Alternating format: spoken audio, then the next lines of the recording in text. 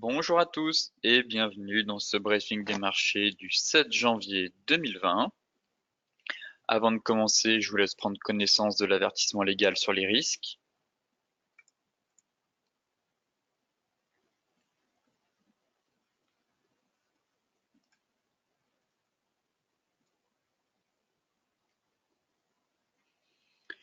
Très bien, donc tout de suite, on va commencer avec l'actualité des marchés.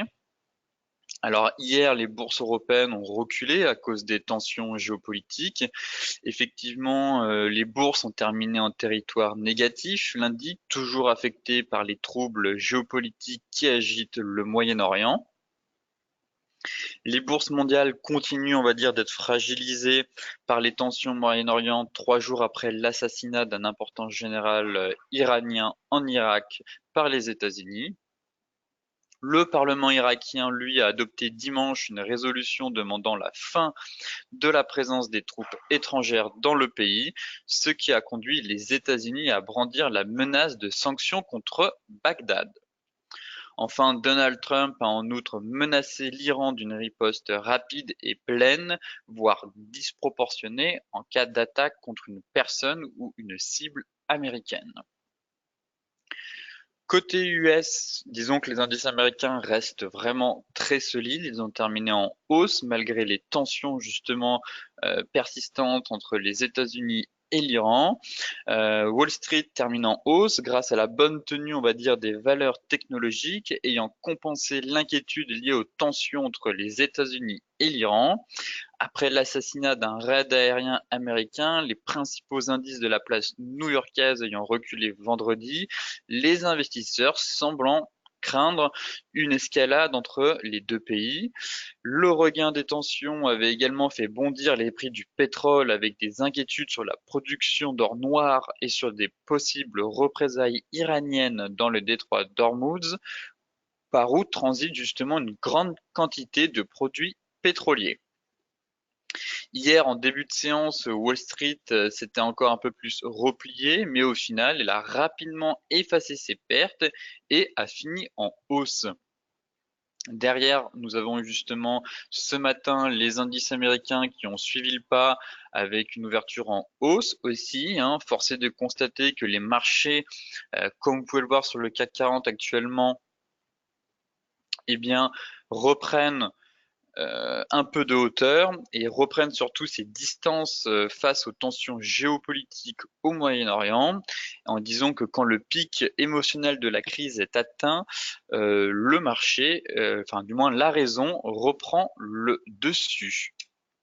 Effectivement, sur ce graphique du CAC 40, alors que je me remette correctement, voilà. Donc hier, on avait gapé à la baisse notre oblique haussière, pardon, qui passe par tous les plus hauts. Derrière, j'ai l'impression qu'on effectue actuellement, comme si on effectuait un pullback. Clairement, au casse, on était venu la gaper et là, on a réintégré donc au-dessus de notre oblique et on travaille notre résistance à 6045 points. À plus court terme, on est dans un range en fait, tout simplement. Voilà, compris entre 5955 et 6045 points. On reste enfermé dans ce range. On a aussi gapé encore ce matin à la hausse. Est-ce que le marché va décider de venir combler le gap pour ensuite repartir à la hausse et sortir par le haut de ce rectangle de consolidation? Techniquement, la tendance est haussière, là-dessus il n'y a pas de doute. Ici, on est dans une phase de consolidation, de latéralisation des prix. Logiquement, après une vague haussière qu'on consolide, la probabilité de sortie par le haut est plus importante qu'une sortie par le bas. Toutefois, les tensions qu'il y a actuellement entre les États-Unis et l'Iran, certes, même si les marchés commencent à digérer la news, ne sont quand même pas à négliger. Donc, il va falloir surveiller ce range. Une sortie par le haut ouvrirait la voie à une accélération haussière vers les 6130, pourquoi pas les 6155 points. Et dans le cas contraire, une sortie par le bas, pour moi, on aurait un retour vers les 5860 points, 860 points, et on pourrait venir prendre appui aussi en cas d'excès baissier sur la borne basse du canal. Concernant le DAX, pareil, un range. On est vraiment dans une phase de trading range. Ici, on est venu tester notre borne basse vraiment au point près à 12 000, vers les 12 940 points. C'était un objectif que je donnais en premier lieu suite à la validation du double top qu'on avait eu juste ici. Certes, l'objectif théorique était plus à 12 900 points. Toutefois, force est de constater qu'on avait quand même un gros niveau de prix vers les 12 940 et le marché s'est vraiment arrêté dessus. Hein. Au plus bas, on est quasiment allé à 12 940. Mais ça correspondait à un gros niveau de prix. À plus court terme, pareil, on est dans un range. Juste ici, le range compris entre les 12 940 et les 13 400 points. Là, on est venu gaper à la hausse notre résistance qui correspond toujours au sommet de mai 2018 et de juin 2018. Logiquement, quand on est dans un range, on devrait avoir une rotation complète des prix vers le haut du range. On pourra avoir une accélération vers les 13 400 points. Toutefois, on pourrait aussi venir combler le gap qui a été laissé ouvert. Pareil que pour le CAC, mais je suis un peu plus, on va dire, sceptique sur le DAX, mais pourquoi pas dans le sens où sur le CAC, si on sort du range, la borne haute du canal est un peu plus loin et notre résistance mensuelle est relativement assez éloignée, ce qui fait qu'on a quand même une marge de manœuvre plus importante pour grappiller, pour continuer à monter. Ici, je trouve que si on sort par le haut de ce range, euh, comment dire, je trouve qu'on manque, enfin, on va vite être gêné. Je trouve qu'on a pas mal d'obstacles qui pourraient freiner cette hausse, que ce soit par la résistance historique juste ici, située vers les 13 450, 13 530 points, ou par la borne haute de notre canal hebdomadaire. Vous voyez, à chaque fois, on a quand même, on l'a travaillé ce canal, on a fait des excès par de la mèche, mais aucune clôture au-dessus, et on n'était pas encore proche de notre résistance historique. Et là, si on sortirait de notre range, logiquement, on viendrait buter directement contre la résistance et contre la borne haute du canal, ce qui fait que je trouve que le potentiel haussier pourrait être limité et voire même piégeux. Attention, si on a une sortie par le haut, pourquoi avoir un bull trap essentiellement ou avoir un excès, limite un excès puis une réintégration. Je ne pense pas qu'on va franchir cette résistance et cette borne haute du canal haussier d'un seul coup. Le marché pourrait être amené à travailler comme il l'a fait par le passé à plusieurs reprises quand c'était la borne haute du canal. Donc la marge de manœuvre est moins importante en cas de sortie par le haut sur le DAX que sur le CAC. Et dans le cas contraire, une sortie par le bas amènerait l'indice directement sur les 12 745 points, puis les 12 575 points. Concernant le Dow Jones, très solide l'indice américain. Honnêtement, rien ne fait trembler les indices US. Comme vous pouvez le voir, les bourses européennes reculent et sont fragilisées. On a plusieurs cycles. Le cycle du matin en début d'après-midi où on voit que les bourses européennes, elles, décident de corriger et quand les États-Unis, les bourses américaines ouvrent, là, inverse, changement de cycle et les États-Unis, enfin du moins les bourses américaines remontent, décident de remonter tout ça, d'inverser la tendance. Et clairement, c'est ce qui se passe actuellement. À chaque fois, on a certes des gaps baissiers, mais on voit que voilà, on clôture avec des bougies vertes. Les marchés inversent le cycle baissier qui est initialement pris par les bourses européennes et décident de tout remonter. Là, actuellement, on est sur un gros niveau technique. Toujours la borne haute de notre canal. Donc, est-ce que le marché va venir buter dessus, revenir travailler vers les 27 000, les 28 800, 27, 28 820 pour aller enfin faire une légère correction, ne serait-ce que vers les 28 175 points, ce qui me paraîtrait assez légitime après la hausse fulgurante des dernières semaines. Toutefois, si le marché reste confiant et toujours solide, c'est vrai qu'on se dit que on pourrait avoir un excès encore une nouvelle fois, comme ici, vers les 29 000 points.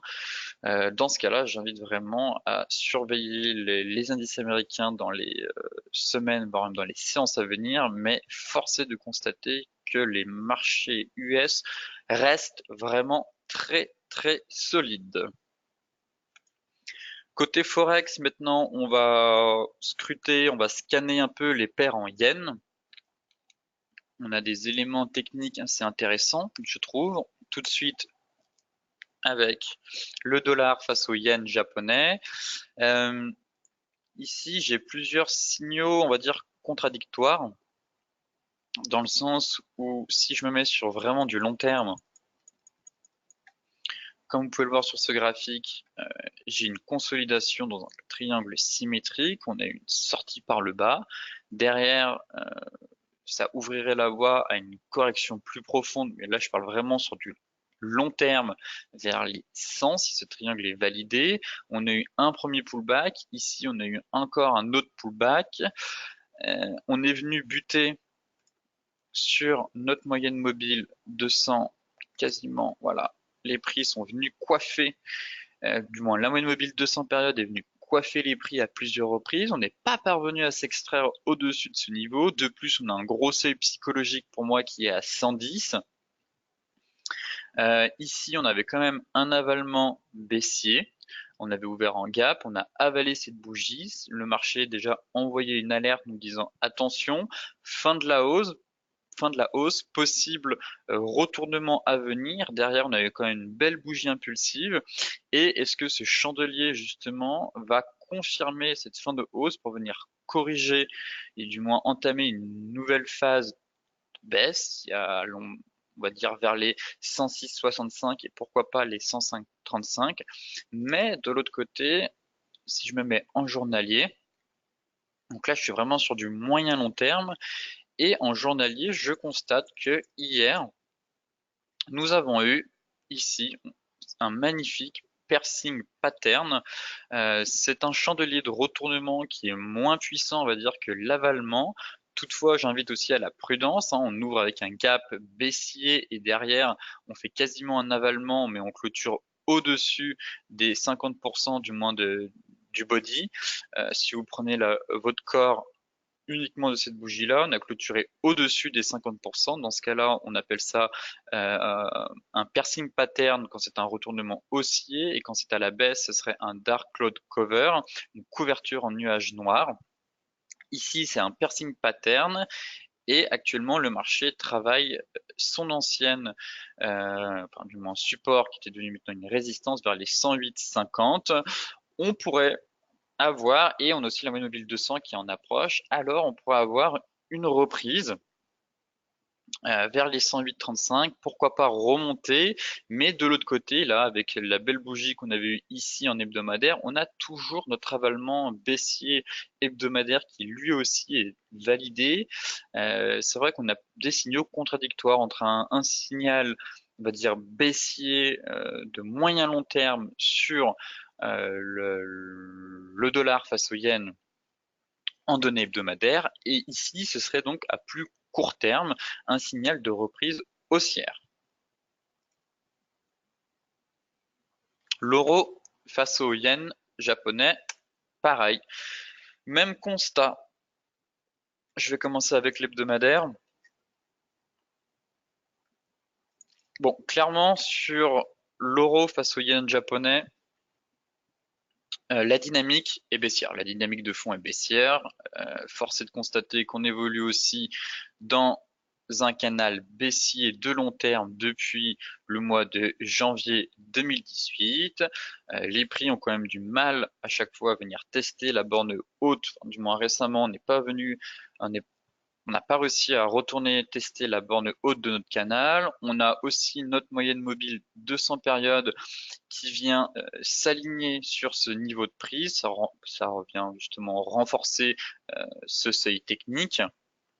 Pour moi, le gros seuil à franchir reste quand même, comme vous pouvez le voir, cette magnifique zone de polarité ici à 123,3. Clairement, si on franchit cette zone, logiquement, on devrait accélérer vers la bande haute du canal et s'extraire par le haut. Et on mettrait fin à notre tendance baissière. Mais pour le moment, nous ne sommes pas là. Ici, on a aussi un avalement baissier. On évolue dans une tendance baissière et pour moi, j'ai l'impression qu'on est plus dans un biseau ascendant de consolidation. Dans le sens où, voilà, on évolue dans une autre tendance baissière. Derrière, le marché consolide et on casse par le bas pour reprendre la tendance baissière. Mais comme pour l'USD face au yen, à plus court terme, c'est assez propre techniquement, dans le sens où hier on a gapé pareil à la baisse. Bon, ici on avait quand même un double top, il a été validé, mais pour moi l'objectif théorique n'a pas été atteint. Et on gape à la baisse, on vient tester la borne basse de notre biseau et on fait un avalement. Ici, on a quand même aussi un avalement. On franchit au passage notre résistance psychologique à 121 et notre moyenne mobile 200. Et là, actuellement, les cours sont en train d'effectuer un pullback. Donc pareil, on a à moyen long terme une dynamique de fond qui reste baissière, un biseau ascendant de consolidation qui indiquerait une reprise de la poursuite baissière en cas de cassure, mais à plus court terme, on a cet avalement avec cette cassure de moyenne mobile 200 notre résistance qui indique que le marché pourrait, pourquoi pas, retourner vers la borne haute, enfin du moins vers les anciens plus hauts vers les 122,48 et pourquoi pas venir chercher la prochaine résistance vers les 123,30. Concernant le GBP face au yen, même cas de figure, encore une fois, on a un avalement ici, on a quand même une oblique baissière qui passe par tous les sommets. Ici, c'est quand on a eu les fameux résultats de l'élection au Royaume-Uni. Donc on fait un gros excès. Derrière, pareil, on a eu un léger gap lors du 16 décembre et on fait un avalement baissier, encore une fois. Donc avalement baissier, on réintègre notre big baissière et notre moyenne mobile 200 hein, qui venait vraiment s'aligner à notre oblique, ce qui renforçait aussi ce niveau technique. Mais voilà, à plus court terme, on a un canal haussier. Et là, actuellement, les prix sont bloqués. Pour moi, on est venu tester notre support, du moins on travaille notre support à 145 et on travaille aussi l'oblique baissière et la moyenne mobile 200. Donc on est vraiment bloqué entre deux gros niveaux, que ce soit le support et la borne basse du canal, ou la moyenne mobile 200 et l'oblique baissière. C'est sûr que si on arrive à s'extraire des 144,6, pour moi, on pourrait retourner sur les 147 et on va pouvoir faire un rebond sur le bas du canal. Inversement, là, le marché, on verrait vraiment une grosse alerte si on franchit notre support et notre bas de canal. Dans ce cas-là, ce serait un retour possible vers les 135,90 et pourquoi pas sur les 130. Mais là, ce serait vraiment sur un objectif de moyen long terme. Si je me mets en journalier, hop, ici, on est quasiment venu tester la borne basse de notre canal. Et avalement. Aussi, on ouvre avec un gap baissier et derrière, on fait un avalement, mais on travaille notre oblique baissière et notre moyenne mobile 200 hebdomadaire. Donc, à savoir si le marché va décider de, oui, valider cet avalement de court terme pour faire une reprise haussière en direction des 144,6 et pourquoi pas des 147, ou inversement valider cet avalement hebdomadaire, enfoncer le support et retourner sur les 135,7 dans un premier temps. Maintenant, on va passer à la partie matière première et tout de suite, on va s'intéresser au gold.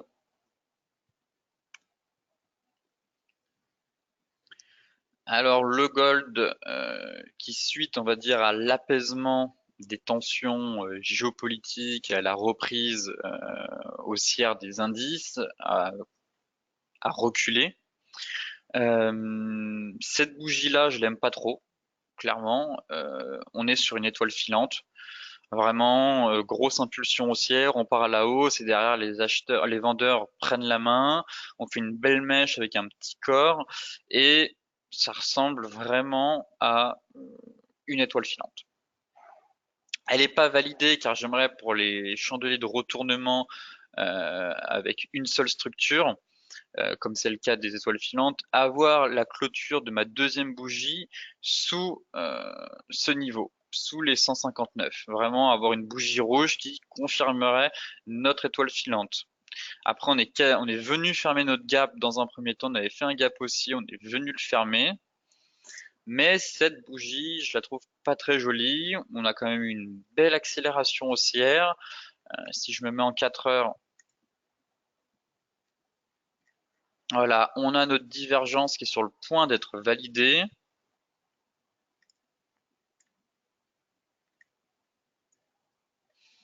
Juste ici, elle n'est pas encore validée totalement. Hop, si le bruit il est là, bon, quasiment on est en train de travailler, mais on a une légère divergence sur RSI et on a un chandelier qui ressemble à une étoile filante. Donc actuellement, je ne serai pas haussier sur l'or. Au contraire, un repli, voire même une correction du métal jaune serait tout à fait légitime après cette hausse fulgurante. On a vraiment une ascension sans faille. Donc prudence pour le moment, même si sur le long terme, le moyen long terme, je suis clairement haussier sur l'or, mais là on a un RSI qui est quand même relativement assez saturé, je trouve, mais même si c'est indique une force acheteuse et non pas un signal de vente, mais là on est quand même relativement assez haut, que ce soit en 4 heures ou en daily, mais sur le moyen terme, voire long terme, je reste haussier. Mon premier objectif a été atteint et le deuxième objectif reste les 1625 dollars pour enfin, pourquoi pas, terminer vers les 1780 dollars. Enfin, le Brent, très intéressant le Brent aussi, toujours dans notre range que j'évoque depuis un petit moment qui pourrait être le range à venir sur l'année 2020. On a atteint le haut du range. Clairement, ici, on a un chandelier pareil qui est pas très joli. Cette espèce de doji d'hésitation. Après cette accélération, on est venu chercher vraiment le gros niveau technique. Et là, actuellement, on fait un beau doji. Ce serait limite un signal de retournement. Derrière, là, on est actuellement en train de valider ce doji. On a une bougie rouge. Si on a une bougie avec du corps, on aurait une étoile du soir doji, donc un signal de retournement à venir. Toutefois, j'invite aussi à la prudence sur le Brent, car au vu des événements qui se passent et des représailles, que ce soit de l'Iran avec le golfe d'Ormuz qui pourrait être bloqué, ça pourrait faire flamber les cours du pétrole. Donc pour le moment, même si techniquement j'ai des signaux qui me disent on est sur le haut du range, on a potentiellement un signal de retournement à court terme. Ça, c'est le côté technique qui me dit, voilà, on a des éléments, des signaux qui favoriseraient un retournement, mais si je regarde la fonda, d'un point de vue fondamental, eh ben, les événements, les tensions géopolitiques font que les cours du pétrole pourraient continuer à flamber. Donc, voilà, le pétrole va être à surveiller dans les semaines à venir, dans les séances à venir, voir si on a un apaisement des tensions ou au contraire une escalade. Et dans le cas contraire, si on a un retournement, dans ce cas-là, bon, bah, ce serait en premier lieu les 67 dollars, en second lieu les 63, 70 et pourquoi pas viser les 60 hein, si on a vraiment un range. Dans ce cas-là, c'est une rotation à l'intérieur du range. Donc le premier point, logiquement, c'est la zone d'équilibre du range qui se situe ici vers les 63, 50, 70 et enfin le bas du range et inversement. En cas de faux signal de baisse et de cassure des 70-50, on pourra avoir une accélération vers les 72-70, puis les 75 dollars. Enfin, le Bitcoin. Assez propre techniquement. Enfin, un signal éventuellement de hausse, de reprise haussière, mais bien sûr, je parle à court terme. Je m'explique.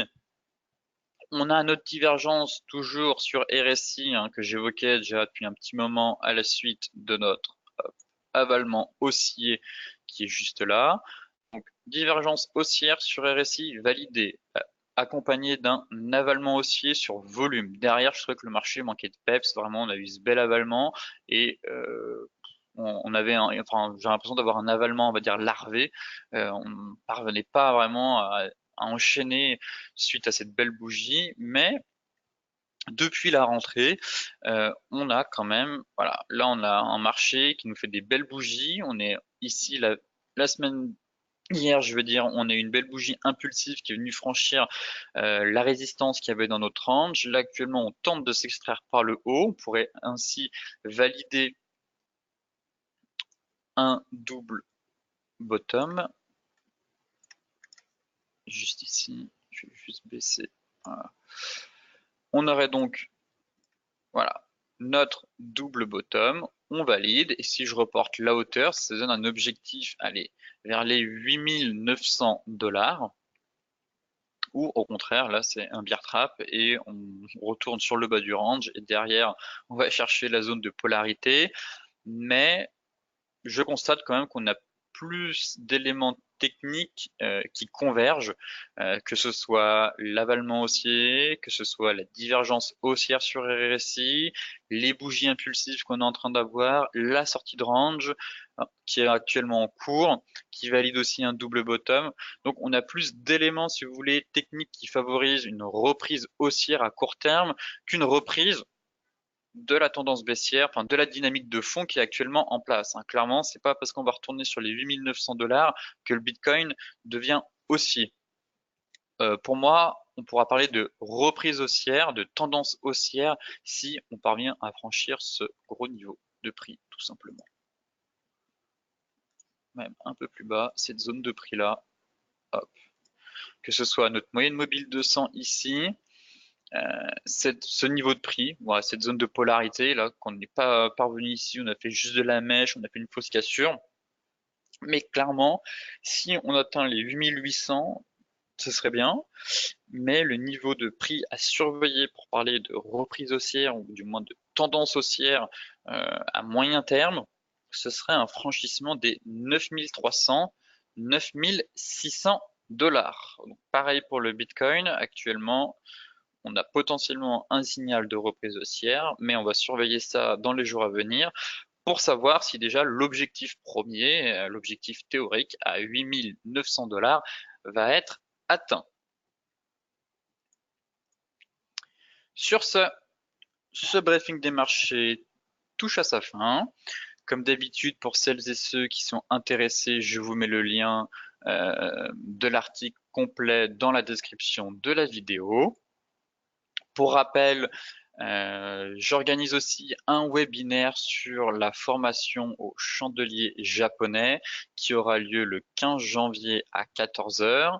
Mon dernier webinaire était sur la formation Ishimoku. que j'avais fait en 3 parties, qui est disponible sur notre chaîne YouTube. Et cette année, à la rentrée, je vais m'attaquer au chandelier japonais. Il y aura sûrement 2 parties, vu que c'est un domaine assez complexe et assez large. Donc, je vais essayer de traiter ça aussi en 2 parties. Alors, le premier webinaire aura lieu le 15 janvier à 14 heures. Et le second webinaire aura lieu 2 semaines plus tard, à savoir le 29 janvier, aussi à 14 heures. Donc si vous êtes intéressé, je vous mets le lien d'inscription dans la description de la vidéo. Sur ce, je vous souhaite à toutes et à tous une excellente journée, de très bons trades, et on se retrouve demain matin pour faire un nouveau point sur les marchés.